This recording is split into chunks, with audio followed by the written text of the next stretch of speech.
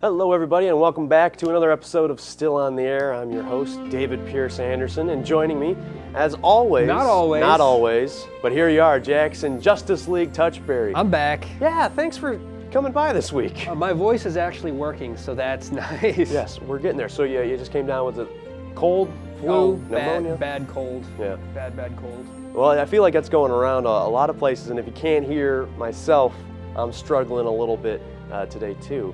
We got some hot tea. Yeah. So hopefully that'll get us through the show today. And actually, it brings us to our non-sponsor of the day, Bigelow Green Tea. That's what we're all going to be drinking today. Everyone. So everyone, everywhere. There it is. See, we have not been able to coordinate that right yet, but there it is, Bigelow Green Tea with lemon. Oh, I did not taste the lemon, but I will look for it next time. It is there. So yeah, I love some tea. I started drinking tea last year. Yeah. It's pretty soon. Yeah, well, Recent convert. recent convert. That's all right. So we got some stories today, Jackson. Tell me some stories. All right. Blake Shelton. I don't know if you heard about him lately in the news, but he was acknowledged as People Magazine's sexiest man alive. This is a very controversial subject because Blake Shelton isn't even the sexiest man on The Voice. Shelton was surprised to have won. He had his eyes set on sexiest. Well, he's really nice to me. He's got a great personality, man alive. And dad bods, they're in lately, and the new sexy. And if a dad bod had a face, it would be Blake Shelton's face. There's a black screen. But you know, after Shelton won, it got the former sexiest men talking. It just got them talking. You know, Hugh Jackman said on Twitter, "Hey Blake, take it from me. Humble only gets you so far. Milk that sexy status for all it's worth. The rain goes all too quickly. Just ask Ryan Reynolds." To which Reynolds quoted saying, in Ryan Reynolds fashion, of course, "You're just speed bumps on the road to Sir Patrick Stewart, out of the way." And then Patrick Stewart chimed in saying, "Case closed, gentlemen. Come at me when you are this sexy." Hashtag welcome to the gun show. I think we have a picture. I hope we do because it is golden. We'll try to pull that one up real quick. But if not, we'll just keep on moving. You know, I gotta say, I didn't know who Blake Shelton was. Really? And then I saw he was sexiest man alive, and I'm like, I know. well, first of all, who are you, and second of all, why? Right. All it took was hearing that he was a country singer for me to be like, nope, that's not true. He can't be the sexiest man. No. All this talk about being sexy got me thinking, you know what's sexy? A really good book. Yeah. No, that's not true. That's absolutely true. I Okay. disagree with you. Okay, fine. Well, that's all right. But you know, Jackson, I was actually recognized a while back in a similar recognition. Back in 1997, People Magazine had Future Sexiest Man Alive, and well, I walked away with that recognition pretty easily. Hopefully we have that covered. Hopefully one of these graphics are working. Yeah. There it is. There we go. Future Sexiest Man Alive, People Magazine. You got the pose down, I really gotta say. I know. Curves are in. Yep. And I had them all. So yeah, that was an old magazine that we had to dig up for this episode, but look at that. Can't believe you saved it. I know. And I can't believe I was fully grown in 1997. There I am. Yep. LeVar Ball was also in the news. They were really ahead of their They time. were ahead of their time, but none of their predictions have gone wrong yet. Apparently, the fanny pack is making a bit of a return. Mm-hmm. The viral picture of young Dwayne "The Rock" Johnson wearing one has the fashion statement back in full swing. I don't know if you're aware of the picture. It's pretty good. Oh, yeah, I am. Of course, yeah. However, stores are disguising the product by renaming it as a waist bag, which is exactly where it belongs. That sounds awful. Yeah. That's a terrible. That's like you got some colon work done. You can't pass things properly. You get a waist bag. Well, yeah, it's also a garbage bag, another term for waste. Yeah. It's a great point. I think the fanny pack, in theory, is a great invention. Oh yeah. It was just executed terribly. How was it executed terribly? Because it looks like you got a beer gut, a hangover. I mean, some people are into that. Apparently, No People one, Magazine is. Also, no one wears it properly. It's in the name. Fanny. You wear it on the back. Yeah. Well, that's tough to I get around. mean, maybe it was British. I don't know. Yeah. Well, you know, I got one more. After 13 years of hitting the refresh button on the Incredibles website, waiting for the release of the trailer for the sequel, I was finally rewarded. Pixar released the first look at the new Incredibles movie, and it is Intriguing. Oh. As you may remember, the first movie ended with the Pars walking out of Dash's track meet when the Underminer springs from below the streets. This lined up perfectly for the release of a sequel in the next couple of years, but for whatever reason, here we are in 2017, waiting on the movie next summer. Bob Parr was just learning of Jack's power in the trailer, so we are to believe that the second installment is going to take place immediately after the first. With the constant bombardment of superhero movies lately, I've taken some time off from seeing them. I have no interest in them, really. But come June 15th of next year, I'll be first in line in my red spandex ready to get my froze on. Incredibles was an amazing movie. Yeah. Ahead of its time. Superheroes really were not as popular on the big screen as they are now. Of course not. Perfect time for them to come back. It really is. Especially because people understand the tropes a little bit better. And The Incredibles were an amazing team. The best Fantastic Four to hit the big screen, hands down. Mm-hmm. And people still quote that stuff every dang day. Where is my super suit? I love The Incredibles so much, and I was watching that, and I was literally, from the time I walked out of the theater, and 2004, I believe, is when it was, I was ready for a sequel. Oh yeah, I have a vivid memory walking out of the theater and my dad just yelling in the parking lot, "I smell a sequel!" Wait. Calm down, Dad. Yeah, calm down, Right. Dad, first of all. And second of all, I was like, I don't smell anything. I was like 5 or 6. I don't remember when it came out. 2004. But still, it wouldn't, sarcasm doesn't hit you until 13, about. Yeah. Maybe you might have been a little bit early. Who was your favorite? My Incredible. favorite? Or favorite character, at least. Maybe not Incredible.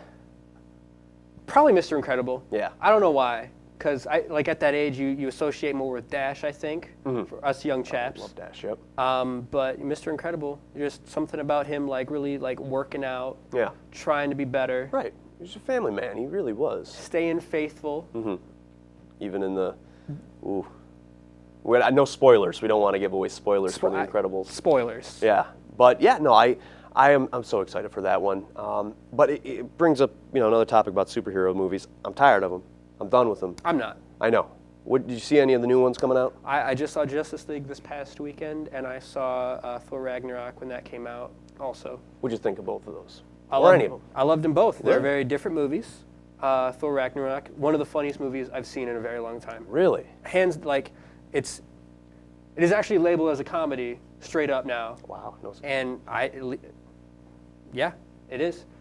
Justice League, I think they finally got some of the things right. It was a solid movie. Okay. Well, my mom offered to take us, my brothers and I, to the movies over this weekend, and she asked, "You want to see Thor, or she wants Justice League?" And I said, "I don't really." And my brothers didn't either, because they're not in the superheroes really. And Thor, I'm like, no, not really. So we might be seeing Coco, Yeah. the Pixar one, which I'm a fan of. Pixar can do no wrong in my Cars too. There's some wrong. Take it back. And we're getting to December area. I think Coco is a very fitting thing to get into with the cold weather. Maybe not tea, but cocoa. Am I going too fast for you? Thanksgiving's coming up. Oh, it is Thursday, yeah. Yeah, I thought we were just skipping it. Somebody is. Well, I love Thanksgiving, and that's why it kills me a little bit. Yeah. Well, we got a good show for today. That's it for the news. When we come back, we're going to be joined by the extremely talented Barbaro Suarez. We're going to talk to him a little bit about acting in a new movie coming up. Don't go anywhere. Are you an EMU student interested in getting a first-hand experience working at a radio station? Well, say no more. EMU offers a class through Eagle Radio that will thoroughly prepare you for a real-life experience. But first, you have to register for the class. Pick a date and a time slot. Then the world is yours. Eagle Radio allows you to be fully independent and customize your own show. Have real conversations about the news, celebrity gossip, update listeners about the weather, play a trivia game. It's your show. You're free to name your show whatever you want and play any edited music of your choice. If you love having heated debates and you feel your words need to be heard, then Eagle Radio is just for you.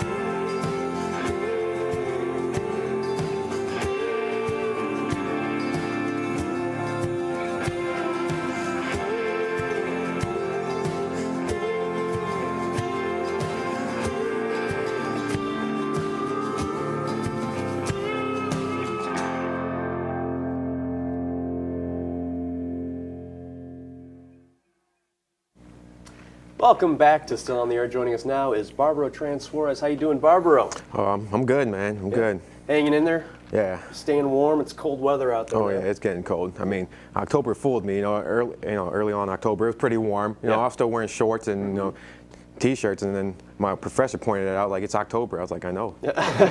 You are. Yeah, you're not afraid to go out there and show some skin. I don't know what that means. Technically, I am. I have this one fear. It sounds weird. I don't like being shirtless. Okay. I wouldn't say it's a fear. I just don't like being shirtless. If I had a choice between a shirt and not a shirt. Yeah, I mean, that was one of my friends called me out one time a few years back. I was on the beach still wearing a shirt. Well, I don't know. You're doing all right for yourself. And we didn't bring you on to talk about your shirtless self. Okay, that's fine. Right, we brought you on for a couple reasons, but we're going to start off with your acting career. And I call it a career because you've done a lot of work in a short period of time. I want to talk, how did you get started in acting? Well, as I recall, I forgot about this. A friend of mine on Facebook actually pointed out that I was talking about acting in middle school because I said I wanted to be like Bruce Lee, be in these movies, doing martial arts, and then I forgot about that for some reason. And I thought about acting when I was in the Marines, being in Afghanistan. I was like, you know what? I don't want to do this. It's a life choice. I'm done. This is not a career for me. So I thought about what do I like, and acting popped up. And one day when I was here in 2014. A friend of mine kind of convinced me to go audition to play Ricky Ricardo, which all started in this studio right here. Oh, really? Yeah. Look at that. Wow. Back where it all started. Yeah, the ghosts of Ricky. Do you remember any lines from that one? I kind of do. Yeah. I got to do it in the accent, but the accent kind of went away. If they are and they aren't, how come? There's no context with that. Exactly. I don't know. I just some random lines. I don't remember any order. Sorry. Can you do the laugh? No, actually, I don't think he laughed on there. Yeah. The episode they gave me was pretty good. He didn't say his trademark line, "Lucy, you have some explaining to do." They didn't have that on there, but it was fine. And I remember you were telling me that you went into some research to go into that character, right? Like you watched some of the I Love Lucy episodes. Oh my God, I watched because we reproduced episode 22. First season of I Love Lucy, which is Fred and Ethel Fights, and I watched that episode so many times. But before the audition, I remember I came in here, and then when I auditioned in front of everybody in here, the director, Ali Romero, she pointed out that I had all his mannerisms that I didn't realize I was doing, like the same things with his eyes and stuff. It just happened naturally. Right, just kind of absorbed it all. Yeah, but then after that, I remember going home and I kept watching and watching. The scene I actually kept watching the most was the part where he spoke Spanish, which was what I was afraid of because I don't speak Spanish. And then I remember Allie asking me, she was like, "Can you speak Spanish?" I looked at her, I was like, "No, but I can learn." I can fake Spanish. I can learn, and I did. That's awesome. So how do you, that was one where you were actually basing your character off of a character that's already around. Yeah. How do you usually go into preparing for a role? Well, to be honest, like sometimes if I have a hard time developing a character, I actually have to I'll ask whoever wrote the script or a director how they want it, so they give me some source material I can go look up, so I can get an idea of how to play that person. Right. I won't imitate the person, but I'll borrow some concept like, okay, he's doing this or they're doing this right here, and I'll take that and play around with it. So you just kind of like talk with the creators, just like a communication of what they're looking for. Yeah. Yeah. Okay. And what kind of roles have you gotten also? And what I don't know, typecast maybe? I'll be honest, this year, not typecast as much, but I remember for a couple competitions, I was actually, just a goon. I was in the background. I probably had 3 lines, which was no boss, yes boss. But, it was fine. But eventually, I feel like I haven't been typecast as much as I thought it would be. I'm actually playing like different roles. Like I'm a college professor in one film. Look at that. You got that look. I can see that. The glasses. Yeah. I'll let you borrow this cardigan if you want. Right, exactly. What else? Of course, Ricky Ricardo. I feel like people will look at me like, no, what? You played Ricky Ricardo? Like, yes, I did. It's a little bit surprising. This was gone at one point. Yeah. Wow. I can't believe it. I cannot picture it. Yeah. Can I ask, how many roles do you think you've been in as of now? I know it's in the double digits for sure. Nice. Because this year alone, maybe 7. Wow. Wow. Yeah. That is a busy week. Busy year, I should say. Yeah. That would be a busy week. Very busy. So we got we got an upcoming project. We want to plug a little bit, but you're in a movie called Small Fish. Yes. Yeah. Talk a little bit about your character, Keeps. Okay. Yeah. My character is like this. I don't know. It depends on what we kept it kind of vague, just in case you're religious or not. But my character is almost some kind of divine being. If you need something, you end up in my shop. Okay. So it's like you go in there for something small, but you end up leaving with something greater than what you're looking for. Okay. And we actually have a clip of you and in Small Fish. Can you set us up for this real quick? All right. The character, I was Keeps. Of course, you guys don't know he's in it too. I'm in it too. But it wasn't going to be a surprise in a couple seconds. Oh, but yeah. I'm sorry. Spoiler. No. For sure, keep going. All right. I'm trying to keep this guy here, but I don't think he knows that because there's something he needs to learn. Like, yeah, he came in there for something else, but I kind of try to keep him in there so the thing that's about to happen for him will happen, like by keeping him there, distracting him. Like a big picture kind of thing. Yeah. All right, well, we're going to take a look at that right now. So this is Barbaro Transforez in Small Fish. Is that who you're going to meet? As soon as my phone decides to charge. At this rate, I'll be here until tomorrow. It's no plug. Good things come to those who... I'll consult the fortune cookie and get back to you. I just don't want to wait anymore. Is that so? A little while longer won't kill you, will it? Guess not.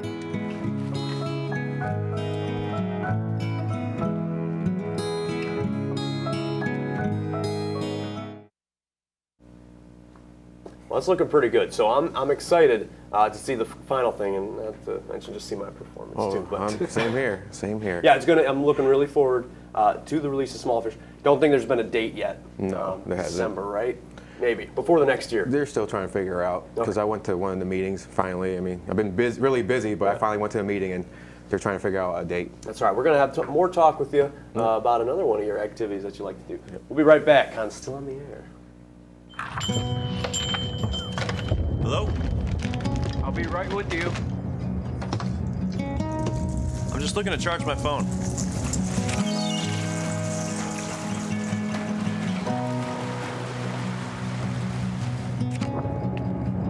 I'm looking for... Keeps? What can I do for you? I got a glimpse into what the future might hold. Yeah, I'm not sure I'm ready for that.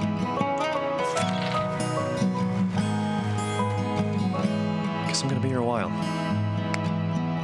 People find me when they need me.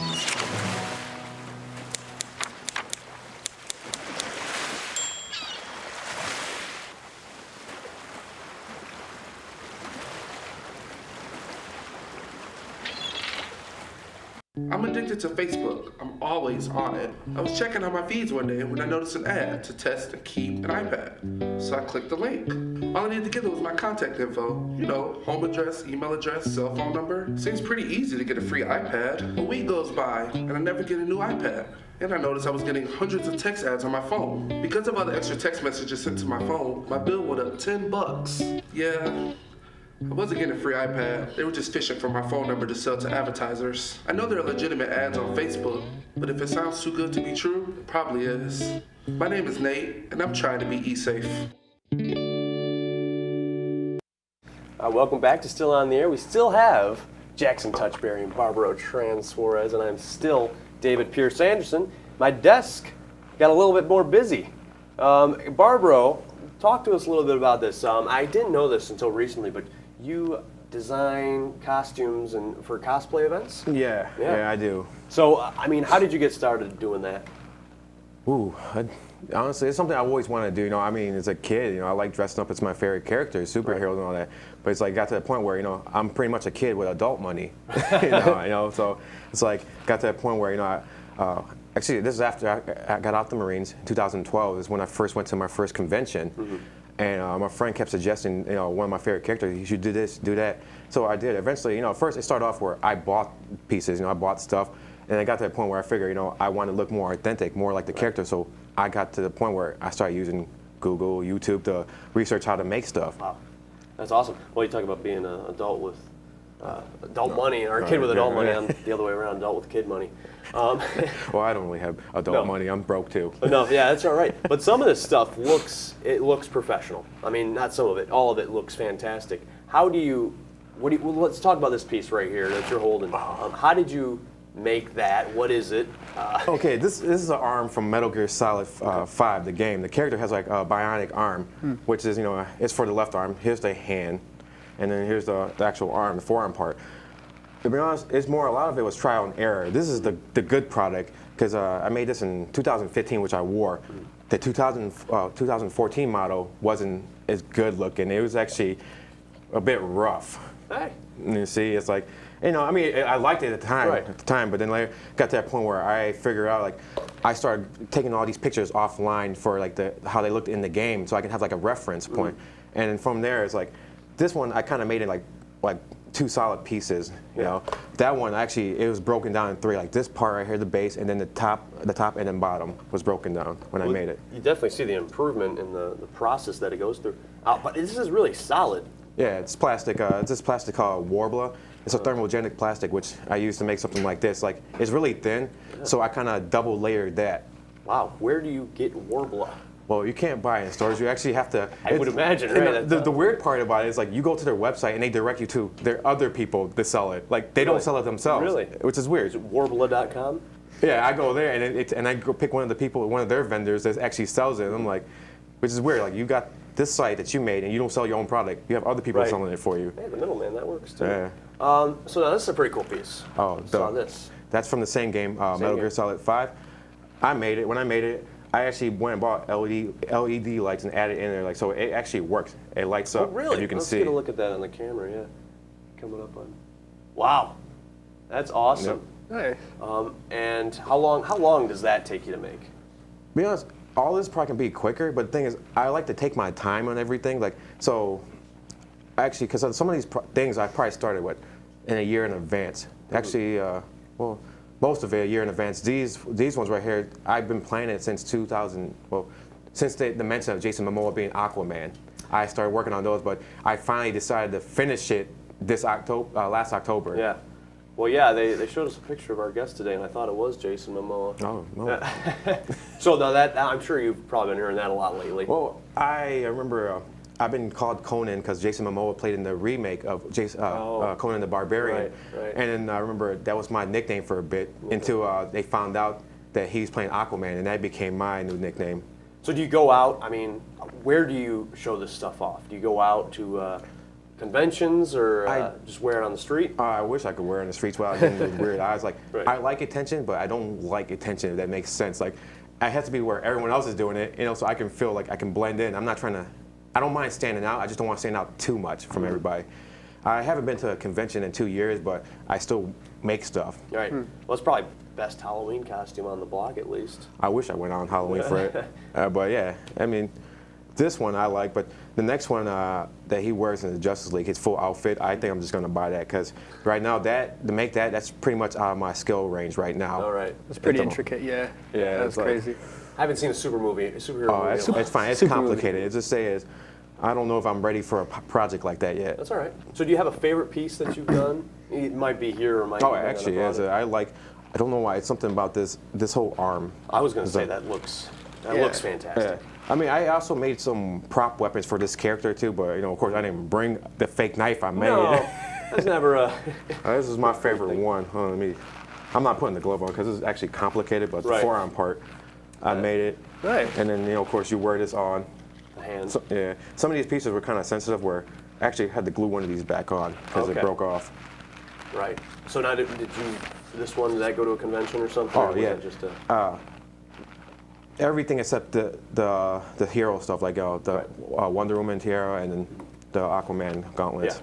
So can people pay you? Do you do this for maybe not a living, but do you do it for money, for pay? I try to, but the problem is like time. It's very well, actually, I would say it gets complicated sometimes because of time management. Because school right now is like, I had plans over the summer. I was able to finish out like certain projects for people, but then when school picked up, it's like, ooh, I need to find time. I hear you. Well, this is all awesome stuff, and you are a very talented guy. We've seen you doing the acting a little bit, and now your artistic skills. So everybody, check out Small Fish. We'll try to keep you posted on when that'll be released. We'll be back right after these messages. We are true. Very nice thing about it. Let me show you love. Love is what I know. Join me in this life, a beautiful soul. Everything you need, everything you want, you have it right here, my beautiful soul. We are true EMU. I am true EMU. We are true EMU. Thank you for joining us on Still on the Air this week, and also the last show before we go on break. But we'll be back, and so will Sideliners and E-Weekly, don't you worry. You can watch any of our shows on YouTube at any time at ETV, at EMU, and you can follow us on social media. Social media. I can't speak, I'm a little bit sick. I'm David Pierce Anderson, we got Barbaro Trans Suarez, Jackson Touchberry. This is Still on the Air. Have a good one.